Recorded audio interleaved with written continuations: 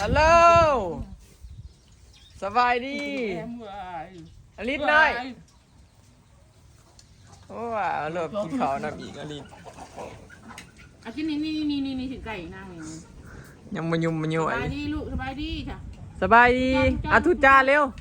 อลิศทุจ้าเห็นอยู่กล้องนี่ทุจ้าจ้าทุจ้าทุจ้ามาลูกทุจ้าสบายดีลูกอย่าไปได้ไปพ่อมึงจะไปยังบายบายบายบายบายบายอย่างมาสวนพี่น้องสบายดีเด้อพี่น้องสบายดีเบิดสุขหูสุขคนเนาะสบายดียามเศร้าพี่น้องมือนี้มือสั้นวันดีเนาะย่อเฮือนไม่ใหญ่เอามาล่าสร้างเพิ่นกมาแล้ว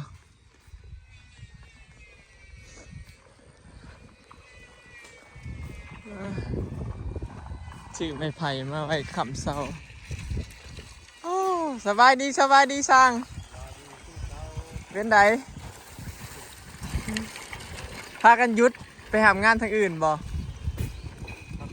พักผ่อนสบายดีสร้างเท่าสบายดีพบกันคือเก่าผมพ่อกับทีมงานเก่าหากโมเมนต์สร้างหากโมเมนต์ทีมงานข่อยได้พี่น้องเป็นทีมงานของอมราแล้วเอ้าผู้ใดอันนี้นะคือเก่าพี่น้องฮะพระเฒ่าอันในบ้านเนาะแล้วมานะย่อซอยพระเฒ่าทงคนมาผูกไห้คือเก่าเนาะเป็นเตรียมแล้วนะนี่หมักคูนยอดกล้วยยอดคูนแล้วก็ยอดอ้อยต้นย่อแล้วก็อันนี้ไส้เลิกเอาไส้ซะพี่น้องตามนี้เนาะสองงานปลูกเสาเอกก็เสาโทพี่น้องน้ำหอมฮดเนาะล้างนั่นใจเขาล้างขึ้นใช้อันนี้ล้างนั่นใจล้างนั่นจะบ่เฮิงดอกทาแล้วเขาไม่ใหญ่มาล่ะริ้วบ่ลือกับเบรกของเราซะ น้ำเต็มบ่อพี่น้องว่าแล้วมันจะใกล้กันมันมาได้ยังไงโอ้ยมันซึมมาแต่พื้นดินเจ้าเบิ้งน้ำแล้วมันสัมผัสมันซึมมากได้เคยนั่นจริงๆแต่จริงๆมันก็เป็นแบบที่นี่นะอยู่เนาะตรงนี้มันนี่แหละสาเหตุที่เราต้องใส่ผ้ายางปูบ่อนะก็คือน้ำมันสิบ่มาสอดพวกนี้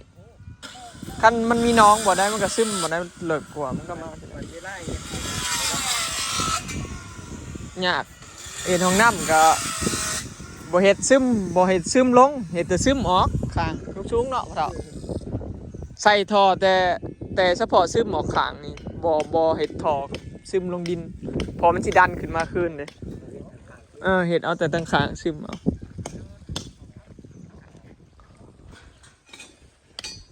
ก็เรื่องเห็ดของน้ำนี่ก็คันเห็ดใส่ท่อซึมบ่เป็นก็อันนั้นคือเก่าพี่น้องฝนตกมามันก็ซึมเขาคือเก่าต่อให้บ่มีน้องนำขอคือเก่าโธ่มีไงใส่หมวกยังเด้มันบ่งามเลยเนาะมือนี่มือย่อนั่นใส่จังได้มันสีละละไอ้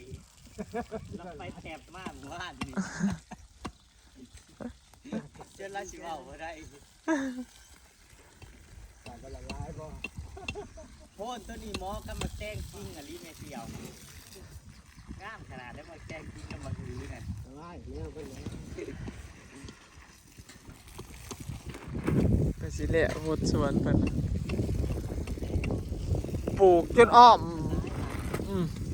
เพิ่นข้าวปลูกพี่น้องเพิ่นปลูกนะเบิ่งปลูกอ้อมพายเพิ่นบ่พอนี่อ้อมข้างพี่ยาวมาฮอดพี่เบิ่ง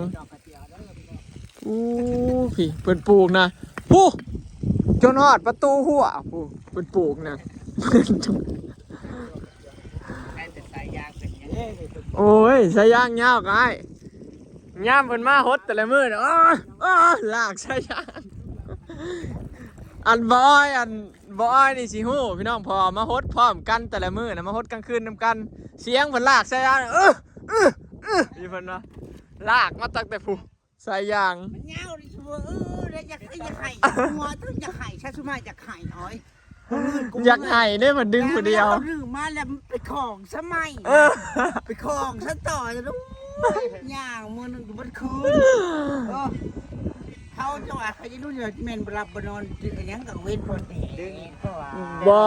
แต่ละมือก็ดึงแต่สายยางแต่หมุดลูกสิบ่อยู่ ว่ามันอันนั้นเด้ เห็นบ่เฮาน่ะจังบ่ปลูกอีกเพิ่มเห็นบ่เฮาจังปลูกฮอดตัวนี้นะเพราะว่าหญ้ามันบ่มีท่อก๊อกเฮาบ่ทันได้แล่นท่อแล้วมันยากลากใส่ยางไว้มัน เจ้าเอาปลาลงแล้วบ่ บ่ค่อยว่าวันตลาดสิไปซื้อมาลง เอาแต่กุ้งลงกับไอ้ปลาเค็งกับปลากระเดิด มาเข็งหันหมอ ปลาเค็ง2ตัวหรอไอ้ มันลงในร้านปลาเข็งใหญ่เด้ปลาเข็งตึ้งใหญ่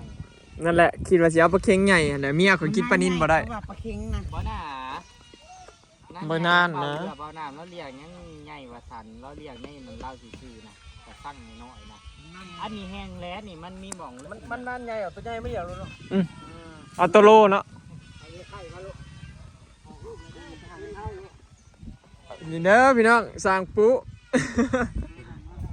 มาแล้วที่มือบอลเทียนเพื่อนเจ้า ทีมนี่แหละ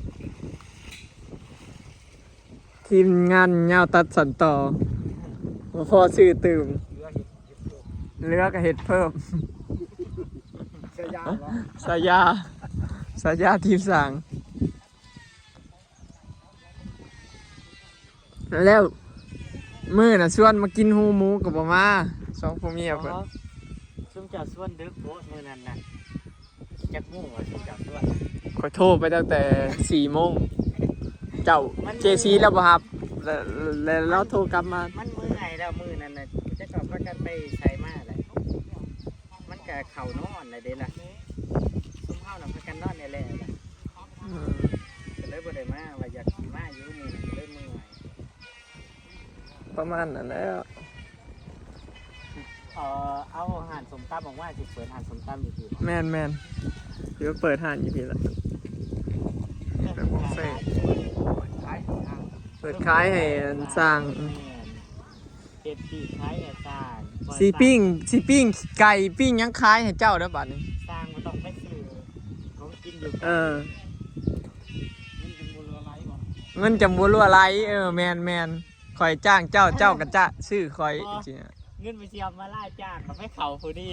ให้เขาร้านเกย ถามชื่อมาจากอื่น ห้ามซื้อเลยคันมาเฮ็ดอยู่นี่ จำกัดบานมุ้งเลย อยากหยังก็สั่งเฮาอยากหยังก็สั่งเฮาเดี๋ยวเฮาเฮ็ดให้ขายให้ สิได้ไพ่ทงยามมาเนี่ย เออ มาสร้างเพราะว่ายังอยากซื้อมาไปแล้ว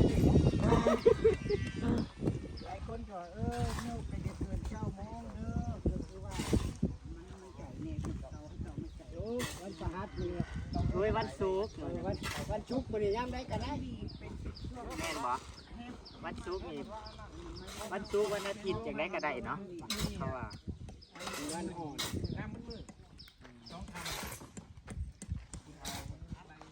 มันว่าน้ำพันเลย เสา12 ต้น ยังลืมเลย งามเลยแบบเพื่อน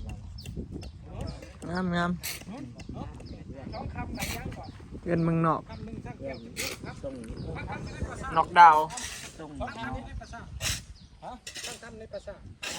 มีคนทำภาษานี่จะบอกว่าขวนได้ไหมนี่แน่นอนเลย ตรงเดียว ถ้าเบิ่งพี่น้อง ยังก็ทำเปรี้ยว ได้พักผ่อนหลังจากแล้วเพื่อนบอยก็ได้พักผ่อนเลยคือสิมีแห้งหลายกว่าเก่าอยู่ดอกสร้างปู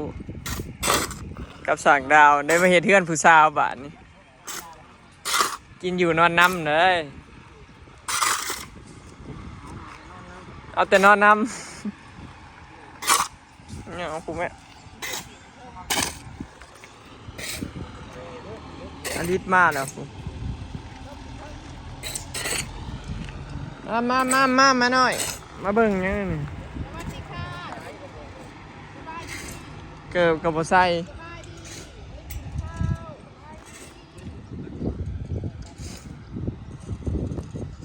มาย่อเฮือนบ่สาวนี่กะ จ้าจ้ะ ฮะมาย่อเฮือนบ่ว้ายไปอยู่สิวะ สวัสดีค่ะญี่ปุ่นผิวถึงบ้านอยู่ไหนเราญี่ปุ่นคุยกับเอิ้งไม่เป็นยูทูบเขา ไปเป็นยูทูบไป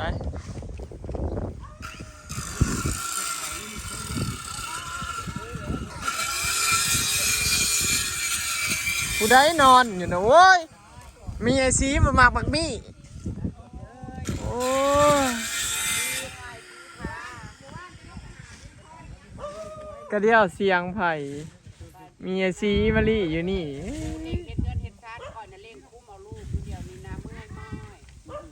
คือว่าแล้วผลเอาฟ้าลงหลุมก่อนน้ำลายอีกเนาะ โลเดือนน่ะหมูนั่นเอาเพื่อนเอาซาด เอาลูกก่อน หมูน่ะเอาเพื่อนเอา เจ้ายังบ่หลาบบ่เจ้ายังบ่หลาบบ่อ้าวมันรู้เป็นตัวได้เทือแล้ว ลูกในคอกเจ้าแล้วก็บ่แห้งเลยเอ้ยขายไปแล้วได้กำไรจักบาทฮะกำไรทอดพื้นก็เดียวว่าขี่มันกำไรก็ได้ขี่มันบลุกก็ดีแล้วขั้น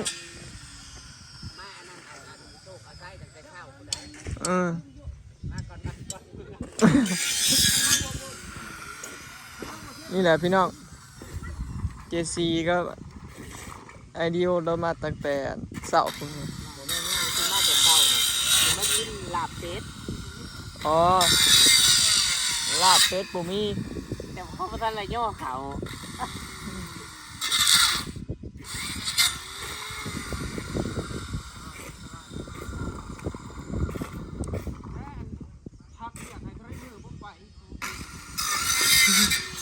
เดี๋ยวถามเบิ่งพี่น้องว่า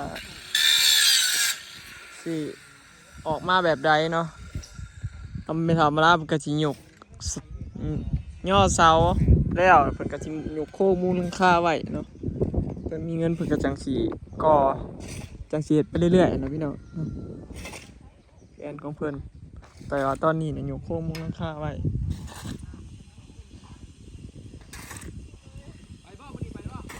ถ้าเบิ่งพี่น้องมันสิงามขึ้นในรูปบ่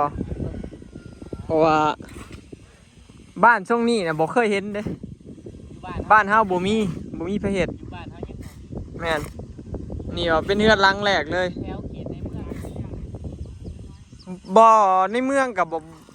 แถวสวรรค์กับข่อยผ่านมากับบ่ค่อยมีแบบทรงแบบนี้เลยแบบนี้เลยน่ะบ่มีคล้ายๆเนี่ยพอมีอยู่แต่ว่าแบบนี้น่ะบ่มีเลยพี่น้อง เสียวมาล่าแล้วของน้ำแล้วก็สิปิดแอร์ได้ โอ้ยเหม็นครับทีบอ้าย 8 บาทหนึ่งครับบอกกินแอร์อบแล้วอะ ตายข้าว เห็ด อากาศมันร้อน อากาศมันบ่มีมันออก อากาศมันร้อนมันต้องปิด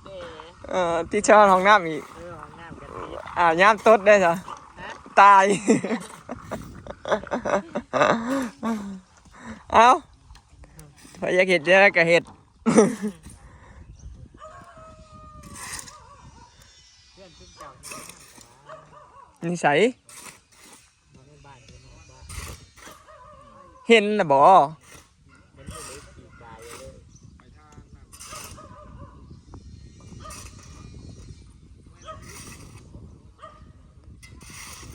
ตกมาปีนี้มีแต่คนเพื่อนเนาะ อืม ไทยก็ยังไทยก็เฮ็ดเพื่อนไทยก็ซื้อรถ อืม แข่งกันนี่ ก้อนน่ะก็เห็นเข้าไปเต็มรถเกิด เขา จักมื้อสิเก่ามื้อ เก่าคะแนนว่าใกล้เก่าโมงโอเคอยู่เนาะโอเคเนาะพี่น้องเดี๋ยวถ่าเบิ่งเนาะบัดย่อคลิปนี้ก็สิขอเก็บภาพบรรยากาศสำนีเด้อเนาะพี่น้องฝากเบิ่งคลิปฝากเป็นกำลังใจเนาะรอติดตามคลิปหน้าพี่น้องย่อเอาเสาลงหลุมเพื่อนไม่เท่าอำลาเนาะไปแล้วสบายดี